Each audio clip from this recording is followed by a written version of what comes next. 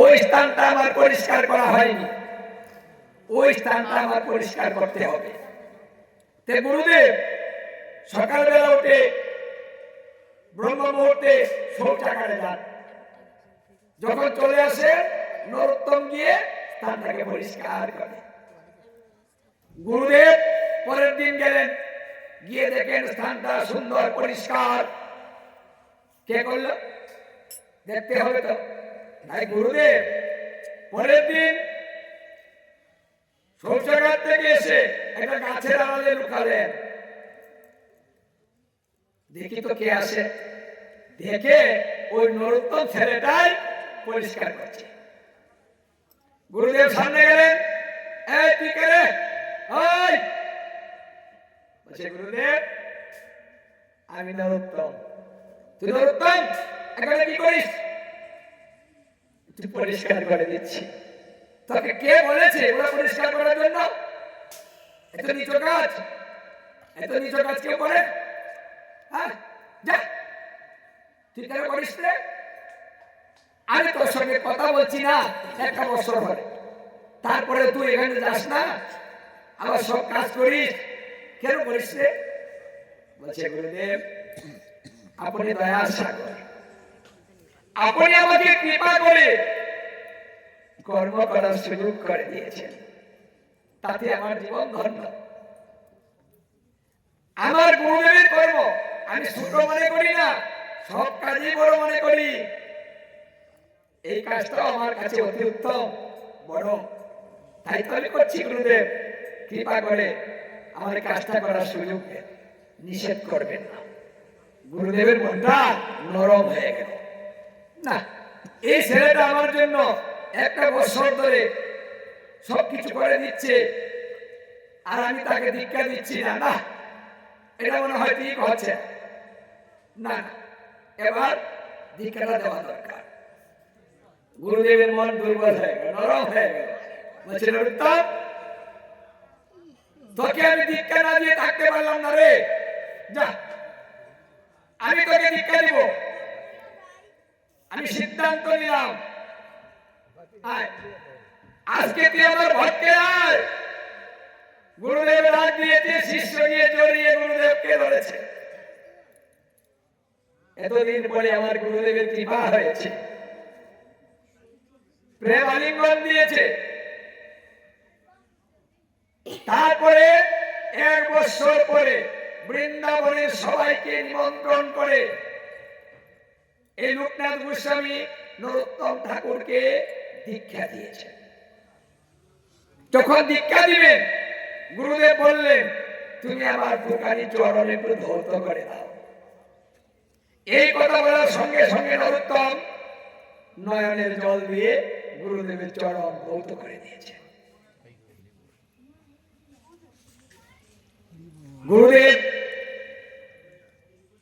ওর ভালোবাসা, ওর ভক্তি দেখে মুগ্ধ হয়ে গেলেন। এই বয়সে তোর এত ভক্তি, তুই একদিন অনেক বড় হবি রে। দেখুন গুরুদেব কিন্তু কৃপা একাই করছেন, চেয়ে নিতে হয় না।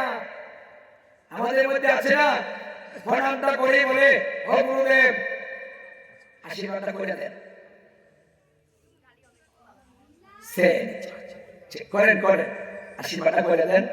গোবিন্দের প্রণাম করে, হে গোবিন্দ আমার এটা দেও, এটা দেও, এটা দেও, দেও। গোবিন্দ বলতে চাইতে তো হয় না, তোর মনে ভাবতে আমি জানি, আমি একাই দিয়ে থাকি। কৃপাটা একাই চলে যায়। যোগ্যতা যদি তোর থাকে তাহলে কৃপা চাইতে হবে, তাই একাই পাবি।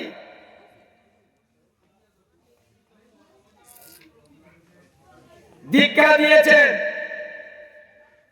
আনন্দিত মন, 1 বছর কষ্ট করে দীক্ষা নিয়েছেন। দেখুন গুরুদেব তাকে কৃপা করেছে, সেই কৃপায় আনন্দিত চিত্তে সে বয় জয়ন্তী ফুলের মালা গেঁথে গুরুদেবকে দিলেন। আপনার ইষ্ট দেবতাকে পরিয়ে দেন। গুরুদেব দরজাটা লাগিয়ে ভিতরে গিয়ে পূজা করছেন। পূজাটা সেরে মালাটা পরাবেন, কিন্তু বৃদ্ধ হয়ে গিয়েছেন, মালা পরাতে পারছেন না। বারান্দায় থেকে শিষ্য বলছে, গুরুদেব আপনার ইষ্ট দেবতার চূড়াটা নামান, নামিয়ে মাল্যটা পরান, তারপরে আবার চূড়াটা পরিয়ে দেন। গুরুদেব বলছে, কি ও বাহির থেকে দেখলো কিভাবে? হ্যাঁ, উনি দরজাটা করে শিষ্যকে জিজ্ঞাসা করলেন, কি নরোত্তম, আমি মালা পরাতে পারি না, ওটা তুই কি করে জানলি, কি করে দেখলি? বলছে, গুরুদেব আপনি কৃপা করে আমাকে দেখিয়েছেন, আমি তাকে কৃপা করেছি। বলছে, হ্যাঁ আপনার কৃপাই তো সব হচ্ছে। হে গুরুদেব, আপনার কৃপায় আমার দিব্য চক্ষু হয়ে গিয়েছে, আমি সব দেখতে পাই। পাহাড় পর্বত যদি সামনে থাকে, তারপরে কি আছে ওটাও দেখতে পাই। গুরুদেব বলছে, আমারও তো দিব্য চক্ষু হয় নাই রে। আরে দুদিন ধরে মন্ত্র নিয়েছিস, আরে দুদিনে তোর দিব্য চক্ষু হয়ে গেল। দেখুন, ভগবানের কাছ থেকে শক্তি আসতে সময় লাগে না, যদি ভক্তি থাকে তাহলে শক্তি একাই চলে আসে। গুরুদেব বললেন, নরোত্তম আমি বুঝতে পেরেছি আমার সাধন ভোজন দিয়ে আমার গোবিন্দ দর্শন মুক্তি লাভ কোনোটাই হবে না। সেই বাবা নরোত্তম, অন্তিম কালে তুই আমার সাথী হবে, তুই আমাকে পার করে দিবে বাবা, তুই আমার বান্ধব হবি, তোর মতো বান্ধব আমার আর দ্বিতীয় কেউ নেই বাবা, কারণ তুই হবে আমার পারের কান্ডারি। গুরুদেব শিষ্যকে উদ্ধার করে না, শিষ্য গুরুদেবকে উদ্ধার করতে পারে, কারণ গুরু শিষ্যের সম্পর্কটা এই মাইক জগতের সম্পর্ক নয়, এই সম্পর্কটা হলো নিত্য, অনিত্য নয়। অনিত্য সম্পর্ক আমাদের মধ্যে যে আছে, মৃত্যুর পরে সেটা ভেঙে যায়, সেই পর্যন্ত আত্মীয় স্বামী স্ত্রী কেউ মরে গেলে শেষ, আর স্বামী স্ত্রী থাকে না। কিন্তু গুরু শিষ্যের সম্বন্ধটা এমন নয়, এখনো আছে, মৃত্যুর পরেও থাকবে। গুরু শিষ্য এক আত্মা, দেহ দুইটা, আত্মাটা এক হয়। এই জন্য গুরুদেবের জন্য শিষ্যের অনেক করণীয় থাকে, কারণ যত পাপ করে শিষ্য, সমস্ত পাপ গুরুতে অর্পিত হয়। একটা শিষ্য যে পর্যন্ত গুরুদেব উদ্ধার না করতে পারেন, বারবার জন্মগ্রহণ করে পৃথিবীতে আসতে হয়। তাহলে অসংখ্য দায়িত্ব গুরুদেবের, আর সেই গুরুদেবকে আমরা চিনি না, ভালোবাসি না। আজকে নরোত্তম ঠাকুর গুরুদেবের কৃপা পেয়েছেন। গুরুদেব বললেন, নরোত্তম আজকে তোকে আমি কৃপা করলাম, আমি যত সাধন ভোজন করে যা করেছি সবকিছু আমি তোকে দিয়ে দিলাম, তুই হবে একদিন প্রেম ভক্তির মহাজন। প্রেম ভক্তির মহাজন ছিল নরোত্তম ঠাকুর মহাশয়, তার বাড়ি রাজশাহী, গোদাগাড়ি থানা, বর্তমানে খেতুরি দাম। কেউ গিয়েছেন কি জানি না, খেতুরি দাম গিয়েছেন, যেখানে লক্ষ লক্ষ লোকের সমাগম হয়। তিনি প্রেম ভক্তির মহাজন, তার নামের পূর্বে প্রেম ভক্তি শব্দটা লেখা হয়, মহাজন। সেখানে গেলে জীবের প্রেম ভক্তি লাভ হয়, অভক্তি সেখানে ভক্তিতে পরিণত হয়ে যায়। ওখানে প্রেম তৈরি একটা স্থান আছে, যেখানে নরোত্তম ঠাকুর গঙ্গার কাছ থেকে প্রেম দন লাভ করেছিলেন। আর সেই প্রেম দন গৌরাঙ্গ মহাপ্রভু গঙ্গাকে দিয়েছিল, দিয়ে বলেছিল, গঙ্গা এই প্রেম দন আমি তোকে দিলাম, তুই নরোত্তমকে দিবি। গঙ্গা বলল, হে প্রভু আমি নরোত্তমকে যদি প্রেম দান দেই তাহলে আমার কি হবে? যে তোর কি হবে? যখন তুই নরোত্তমকে প্রেম ভক্তি দান করবি, এই প্রেম দরটা দিবি, তখন তুই অভিশাপ মুক্ত হবি। সৌর বংশের রাজা ভগীরথ, দিলীপের পুত্র, সেই ভগীরথ গঙ্গাকে অভিশাপ দিয়েছিল। সেই অভিশাপ থেকে তুই মুক্ত হয়ে প্রতি বছর এখানে গঙ্গা স্নান হবে। আচ্ছা, আমি নরোত্তমকে চিনবো কিভাবে? কিভাবে চিনবি? শুনো তাহলে, যখন গঙ্গা এসে তোমাকে স্পর্শ করবে, মানে নামবে গঙ্গায়, নামার সঙ্গে সঙ্গে বিনা বাতাসে প্রেম তরঙ্গে বয়ে যাবে। গঙ্গা ঢেউকে নেবে।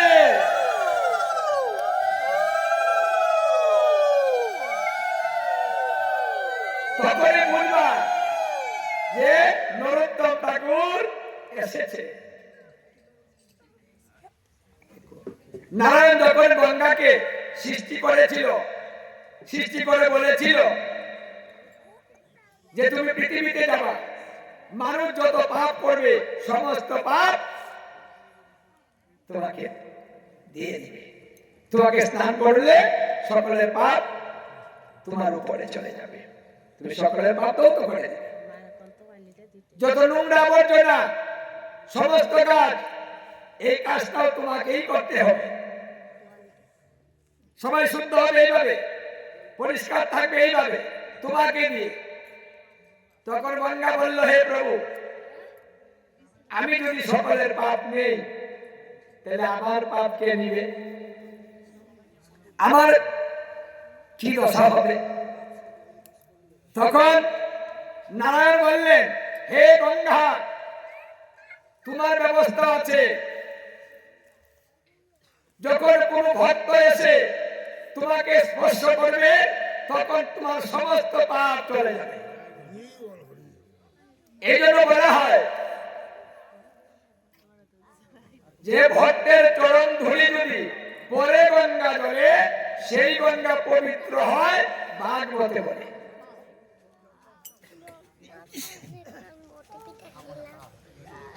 ভক্তের চরণ ধুলি যদি পরে পাপীর গায়, পুষ্পরতে চলে পাপী গুলো ধারে যায়। তাহলে গঙ্গাকে শুদ্ধ করে একজন শুদ্ধ কৃষ্ণ ভক্ত। তাহলে ভক্তের মূল্য কত? কারণ একজন শুদ্ধ কৃষ্ণ ভক্ত আমার গোবিন্দের কাছে তার সমস্ত কিছু অর্পিত, নিজের বলতে কিছু থাকে না। তাই গঙ্গা যখন স্পর্শ করে সমস্ত পাপ যখন চলে আসে বৈষ্ণবে, সেই পাপ বৈষ্ণবের কাছে থাকে না, কারণ বৈষ্ণব সমস্ত কিছু গোবিন্দ অর্পণ করে দিয়েছে। দেওয়ার কারণে সেই ডাইরেক্ট সেই সমস্ত পাপ আমার গোবিন্দের কাছে চলে যায়, বৈষ্ণবের কাছে থাকে না।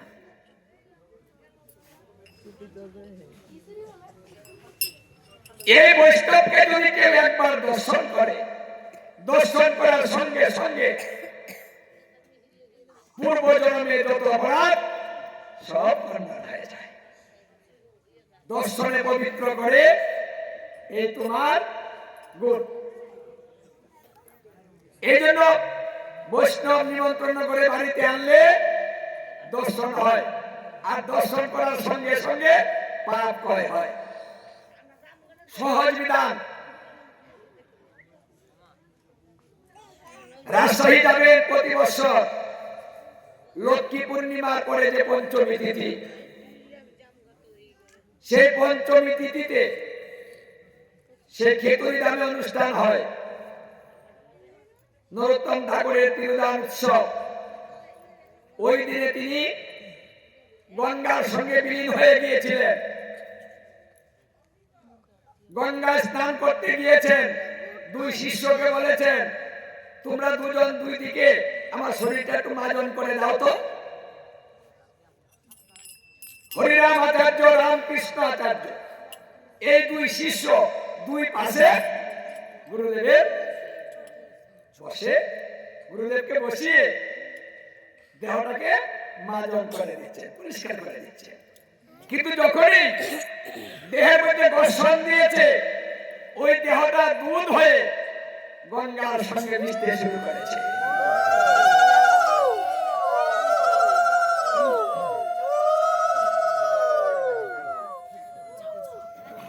দেখিতে দেখিতে কিছুক্ষণের মধ্যে সমস্ত দেহটা দুধ হয়ে নদীতে বিলীন হয়ে গেল। দুই শিষ্য চিৎকার করতে রইল, হা গুরুদেব, হে গুরুদেব, এ কি হলো?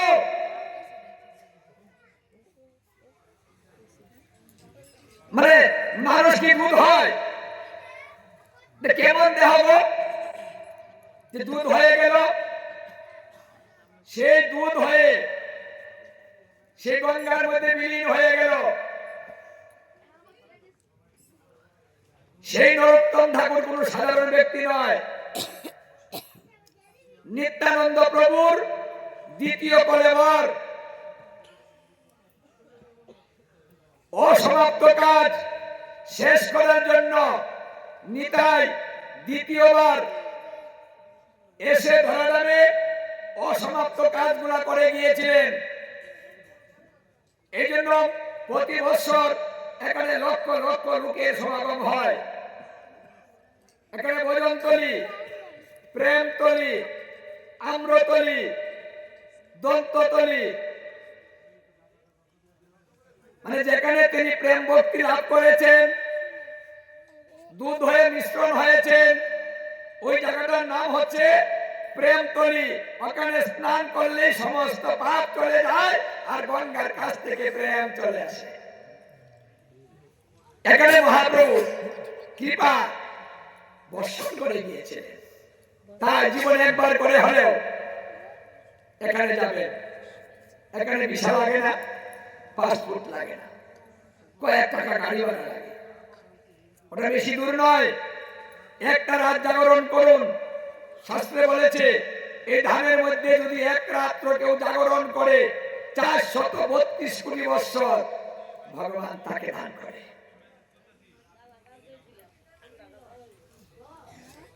এক রাত্রে এত কিছু পেয়ে যাবে। বৃন্দাবন ধাম যাওয়া কঠিন, ঝামেলা, সময়ের ব্যাপার, টাকার ব্যাপার, তারপরে ভিসা হয় না, অনেক ঝামেলা। যার জন্য দেখুন আমার মহাপ্রভু কৃপা করে বৃন্দাবনের সমমাহাত্ম্য আমাদের দেশে ব্যবস্থা করে দিলেন। আরেকটা বৃন্দাবন আছে, সেই বৃন্দাবনটা হলো টাঙ্গাইল জেলা।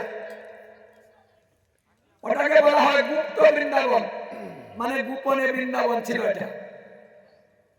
রাধা কৃষ্ণ এক রাত্র এখানে অবস্থান করেছিলেন একটা গাছের মধ্যে, একটা নিম গাছ। সেই গাছটা অদ্যাবধি আছে। বহু বছর গাছটা পেয়ে গিয়েছিল, মানুষ ভেবেছে গাছ শেষ হয়ে গিয়েছে, সেই মরা গাছ আবার কোথায় থেকে যেতে হয়ে গিয়েছে। অনেক বড় হয়েছে গাছটা। ঘাটাইল থানা, সাগর দিঘি, গুপ্ত বৃন্দাবন দর্শন করে আসো। আমাদের এই গৌর মন্ডলে অনেক তীর্থ আছে যেগুলো দর্শন আমরা সহজেই করতে পারি। তীর্থ দর্শনে জীবের ভজনের অগ্রগতি লাভ হয়, পাপ দূরীভূত হয়, আনন্দ বেড়ে যায়, সুখ শান্তি বেড়ে যায়। এই জন্য তীর্থযাত্রা করতে হয়, তীর্থ যেতে হয়। এটা সহজ ভজন। এক রাত্রে যা পাবেন ওটা কয়েক বছর ভজন করেও তা পাবেন না। এখানে অসংখ্য সাধুগুরু বৈষ্ণব, যে বৈষ্ণব গুলাকে আপনি নিমন্ত্রণ করে বাড়িতে আনতে পারবেন না, আর ওখানে গেলে সহজে দর্শন।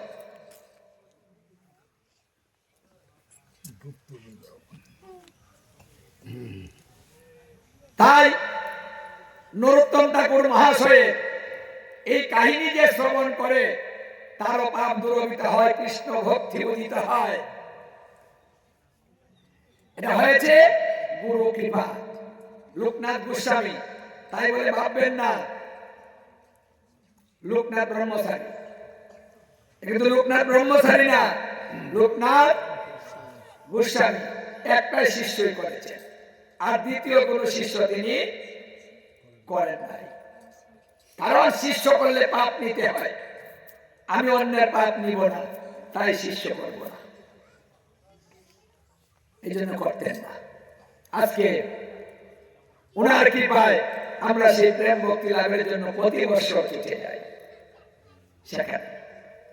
আর সুনামগঞ্জ তাইপুর উপজেলা পন্থিত্ব, যেটা অদ্বৈত প্রভুর জন্মস্থান। দেবাদিদেব মহাদেব, মহাবিষ্ণু